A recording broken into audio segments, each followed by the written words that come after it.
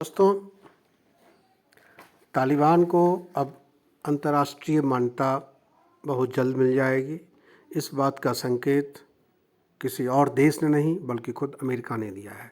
जैसा कि आप जानते हैं, वर्ष 2020 में 2020 में ट्रंप प्रशासन और तालिबानी प्रतिनिधियों के बीच एक दोहा में एक समझौता हुआ था और उस समझौते के तहत अमेरिका जो कि 2001 से 2001 से ही अफ़गानिस्तान पे काबिज था, उसने ये तय किया था कि अगस्त के लास्ट तक वो अफ़गानिस्तान को छोड़ देगा।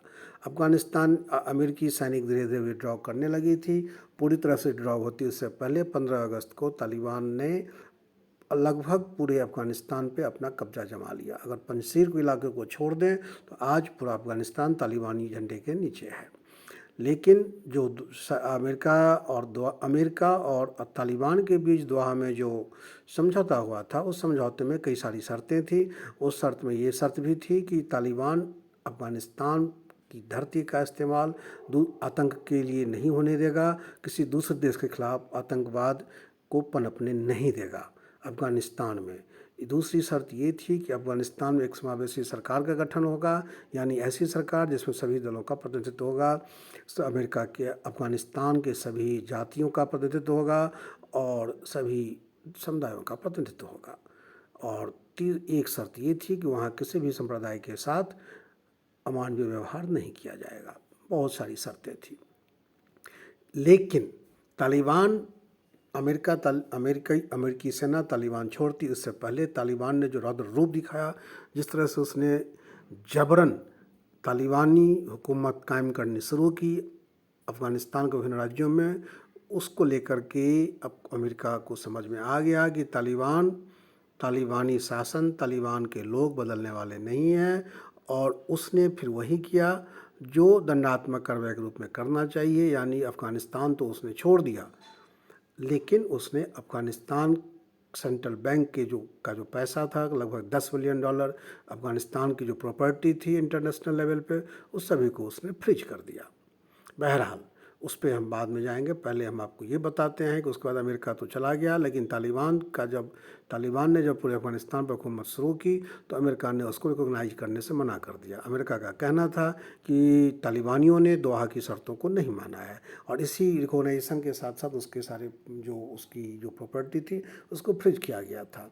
लेकिन दोस्तों, अगर अमेरिका ने उसको रिकॉग्नाइज करने से मना किया तो अमेरिका के साथ साथ नाटो के सारे कंट्री, यूरोपियन देश और भारत जैसे देश भी जो अमेरिका के साथ खड़ा है, उसने तालिबान को मान्यता देने से इनकार कर दिया।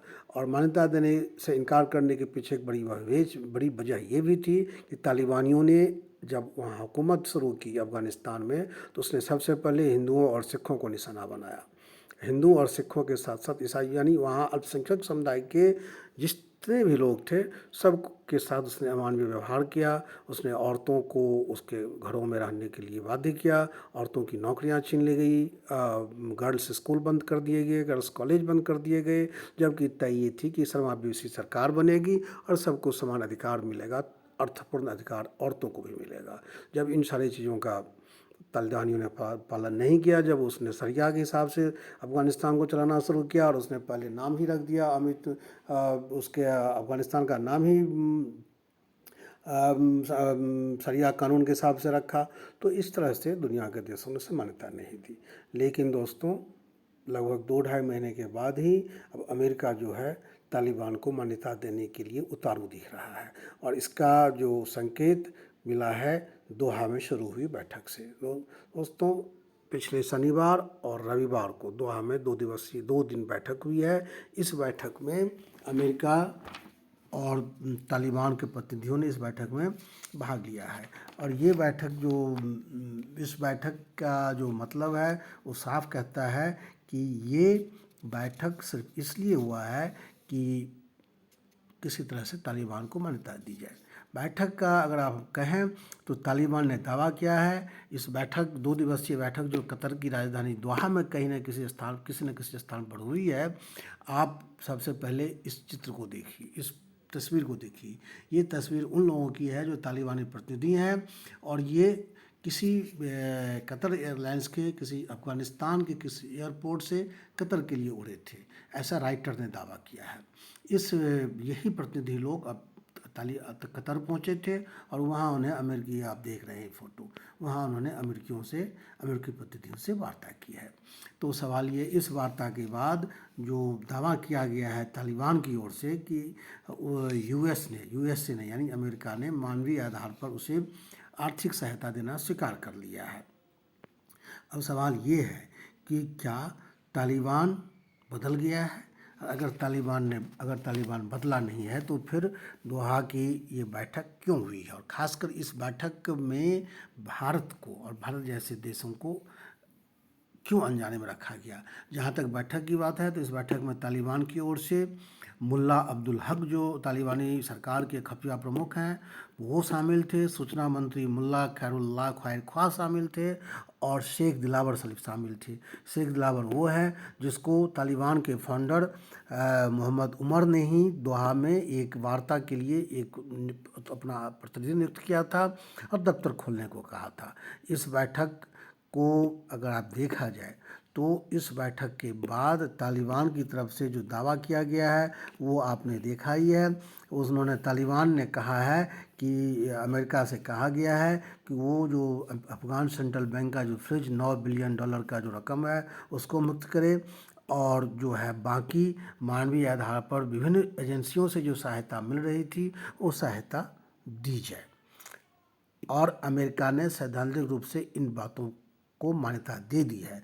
हालांकि इस बैठक के बाद अमेरिका के स्टेट वहाँ के जो स्पोक्स पर्सन है उन्होंने दावा किया है, उन्होंने ये कहा है कि हमने वार्ता ज़रूर की है अफ़गानिस्तान के साथ, तालिबानियों के साथ हमारी वार्ता ज़रूर हुई है, लेकिन हमने उनको साफ कर दिया है कि भाई आपको मानवीय आधार पर तब तक आपको कोई ऐड नहीं मिलेगा, कोई मदद आपको नहीं मिलेगी जब तक आप ये श्योर नहीं करेंगे कि वहाँ अमेरिकी सहित दुनिया के बाकी देशों के नागरिक सुरक्षित हैं, वहाँ की सरकार में सभी धर्मों और जातियों का प्रतिनिधित्व हो रहा है और वहाँ महिलाओं को सभी मोर्चों पे, सभी विभागों में अर्थपूर्ण अधिकार मिल रहा है, तब तक हम आपको इसको आपकी जो मानवीय आधार पर जो आपकी डिमांड है, जो आपको ऐड चाहिए, जो आपको मदद चाहिए, वो हम नहीं दे सकते। अमेरिका ने जो इस प्रतिनिधि का नाम, जो अमेरिकी एक्सपोर्ट्स पर्सन है, उसका नाम नेड प्राइस है। उस नेड प्राइस ने ये अभी उसने राइटर के हवाले से उसने ये जारी किया है अपना बयान कि जब तक ये सब सुनिश्चित नहीं होता तब तक हम तालिबान को कोई मदद नहीं करने जा रहे हैं। दोस्तों, उसने ये कहा है कि ये बैठक सिर्फ एक प्रोफेशनल बैठक थी, candid and professional meeting Taliban के साथ थी।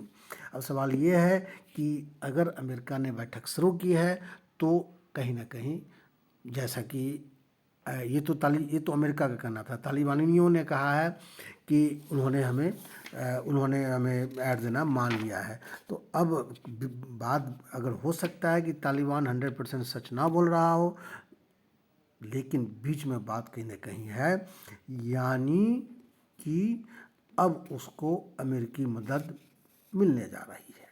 और दोस्तों, ये अगर अमेरिका उसको मदद करता है तो ये भारत के लिए और भारत जैसे उन देशों के लिए बहुत खतरनाक स्थिति होगी जिसने आंख बंद करके तालिबान के मुद्दे पे, अफ़गानिस्तान के मुद्दे पर अमेरिका का साथ दिया था। दोस्तों, इस एपिसोड में इतना ही। हम आपको सिर्फ ये बताना चाह रहे थे कि किस तरह से तालिबान बिना किसी समझौते के, किसी शर्तों का पालन किए अंतर्राष्ट्रीय मान्यता लेने के लिए आगे बढ़ चुका है। और दोस्तों, लगभग यही संकेत रूस ने दिया है, जिसकी चर्चा हम अगले वीडियो में करेंगे। धन्यवाद दोस्तों, इस वीडियो में इतना ही। अगर आपको ये कंटेंट अच्छा लगा हो तो चैनल को सब्सक्राइब करें, लाइक करें। Thank you.